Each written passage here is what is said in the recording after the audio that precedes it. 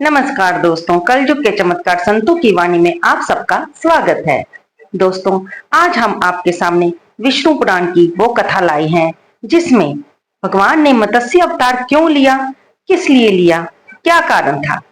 ये एक तरह से हम सभी जानते हैं, हमने अपने बड़ों के मुख से भी सुना है और कथाओं में भी हम सुनते रहते हैं। बेशक ये एक तरह से दोहराव है उन कथाओं का जिन्हें हम आज आपके साथ सुनने जा रहे हैं।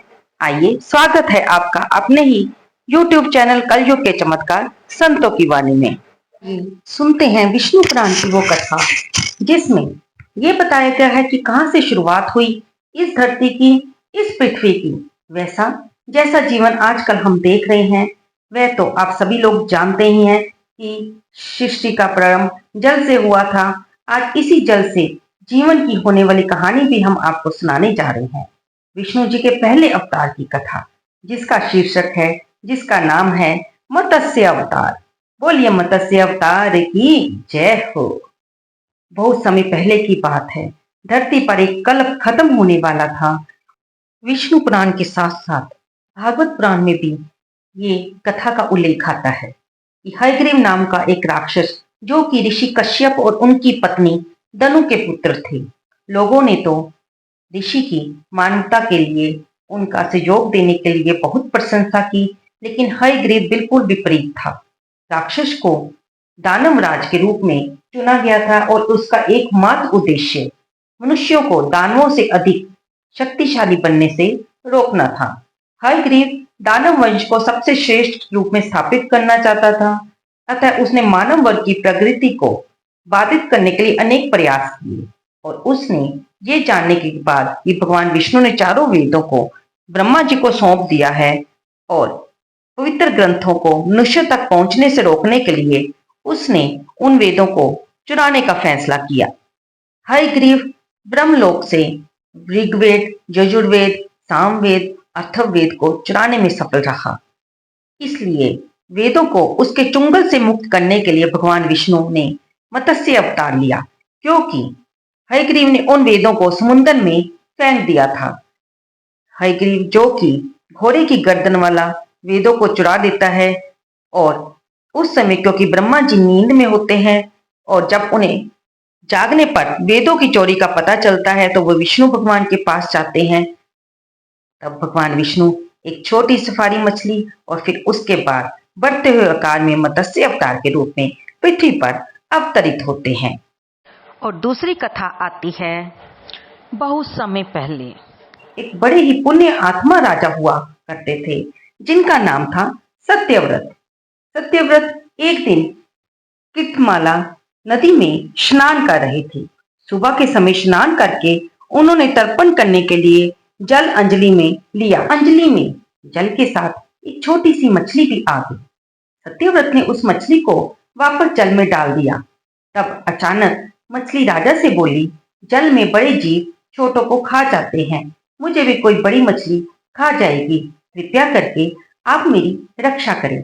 सत्यव्रत बहुत ही दयालु थे। वह उस मछली को अपने कमंडल में अपने साथ लेकर घर आ गए।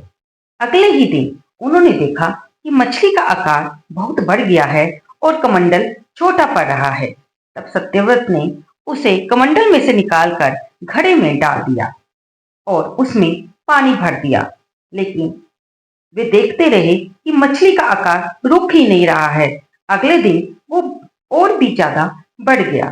तब राजा को कुछ और सोचना पड़ा और वे उसे सरोवर के पास लेकर आ गए। मछली का आकार फिर बढ़ गया। राजा ने उसे नदी में डाल दिया। फिर उसके बाद सत्यव्रत को उस मछली को समुद्र में डालना पड़ा, क्योंकि वो मछली का आकार बढ़ता ही जा रहा था। राजा सत्यव्रत को ऐसा करते हुए कुछ भी समझ नहीं आ रहा था और उन्होंने ऐसा होते कभी देखा ही नहीं था। तब उन्हें कुछ संदेह हुआ कि आखिर ये मछली कौन है।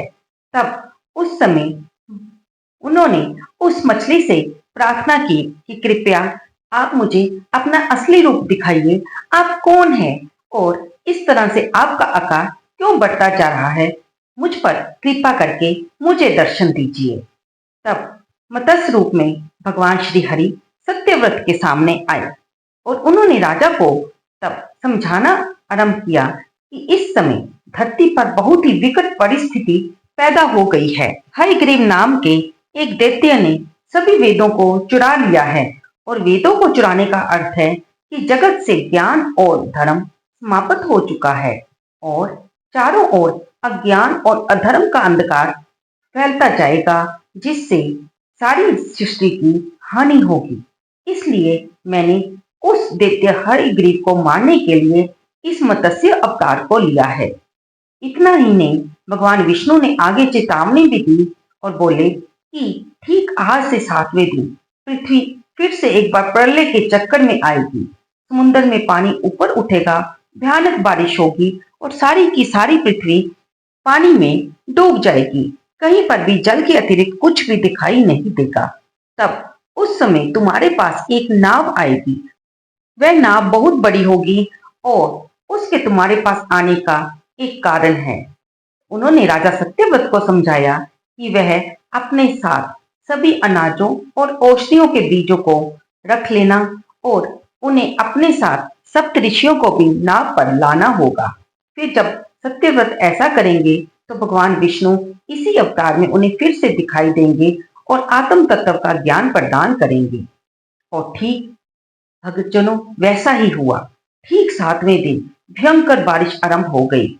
हर ओर जल ही जल था, सब कुछ डूब रहा था और इधर सत्यव्रत ने प्रभु के आदेश का पालन करते हुए सारे कार्य को सही ढंग से कर लिया था। उसने सभी अनाजों और औषधियों के बीज रख लिए थे और सभी पशु पक्षियों के जोड़े भी रख लिए थे और साथ में सप्त ऋषियों को अपने साथ चलने की प्रार्थना भी की। जब 7वां दिन आया तो उसने देखा कि एक बड़ी नाव उसके पास आ गई है। उसने नाव में सभी कुछ भर लिया और सप्तऋषियों को भी अपने साथ ले लिया। फिर उन्होंने देखा कि नाव समुंदर के विशाल जल में हिचकोले खा रही है, लेकिन वो तैर रही थी। नाव में सवार सभी ने सत्यव्रत सहित सभी सप्तऋषियों ने भगवान से प्रार्थना की और ऐसा लग रहा था कि कभी भी कुछ हो सकता है, नाव डूब सकती है और अब कुछ भी नहीं बचेगा। लेकिन राजा सत्यव्रत को भगवान की वाणी पर विश्वास था, इसलिए वे प्रार्थना करते रहे, क्योंकि स्वयं भगवान विष्णु जी ही उन्हें आश्वासन देके गए थे और उनके मन में आशा थी। कुछ समय बाद उन्हें भगवान विष्णु दिखाई दिए, क्योंकि वे एक बहुत बड़ी मछली का आकार लेकर नाव के पास आ रहे थे। सृष्टि के संचालन के लिए उन्होंने सप्त ऋषियों को आत्म तत्व का ज्ञान दिया गया, ताकि प्रलय के बाद से फिर से सृष्टि आरंभ हो सके। उन्होंने ब्रह्मा जी ने जो ऋषियों को वेद प्रदान किए थे, भगवान विष्णु ने मत्स्य अवतार लेने के बाद हयग्रीव को मार दिया था और उससे वेद वापस ले लिए थे। प्रभु साथ साथ इस प्रलय भरी बारिश के बीच उस नाव का संचालन भी कर रहे थे और ऋषियों को, राजा को आत्म तत्व का उपदेश भी दे रहे थे। उन्होंने सभी वेद ऋषियों को दिए और उनसे कहा कि जब ये बरसात रुक जाएगी और तब तुम सृष्टि का फिर से आरंभ होने पर इस आत्म तत्व का प्रकाश करना और जो भी बीज अनाज के और औषधियों के तुम्हारे पास हैं, उन्हें फिर से उगाना। ऐसा कहकर उन्होंने ये भी बताया कि कुछ समय बाद तुम्हें ये यहाँ पर धरती का कोना दिखाई देगा, वहां पर ये नाव जाकर रुक जाएगी और वहां पर तुम उतर कर फिर से इस जीवन को, इस सृष्टि को आरंभ करना। और ठीक भगवान के कथन के अनुसार ऐसा ही हुआ। पृथ्वी का कोना जब पास आया तो नाव रुक गई और प्रभु अंतर ध्यान हो गए। तब राजा सत्यव्रत और सप्त ऋषियों ने सभी पशु पक्षियों को, जोड़ों को और सभी बीजों को वहां पर उतार लिया और दोबारा से भगवान के आज्ञा अनुसार सृष्टि का आरंभ किया। तो दोस्तों, ये सारी कथा थी भगवान के पहले अवतार मत्स्य अवतार के बारे में। दोस्तों, सारे अवतारों की कथा आपको मानव जाति के उत्थान और उनके आगे बढ़ने की ही कथा बताएगी। हर कल्प के अंत होने पर ऐसा ही होता है, प्रलय आता है, सब कुछ जल में डूब जाता है। फिर उसी जल से जीवन फिर से ज्ञान को प्राप्त करने के लिए दोबारा शुरू होता है। इसलिए वेदों को जीवन का आधार माना गया है और यही हमारी सनातन संस्कृति है। आप अपने शास्त्र और पुराणों को पढ़कर अपने ज्ञान को बढ़ा सकते हैं। तो आपको ये वीडियो कैसी लगी? कृपया इसे लाइक करें, शेयर करें और कमेंट बॉक्स में जय श्री विष्णु हरि लिखना बिल्कुल ना भूलें। धन्यवाद दोस्तों।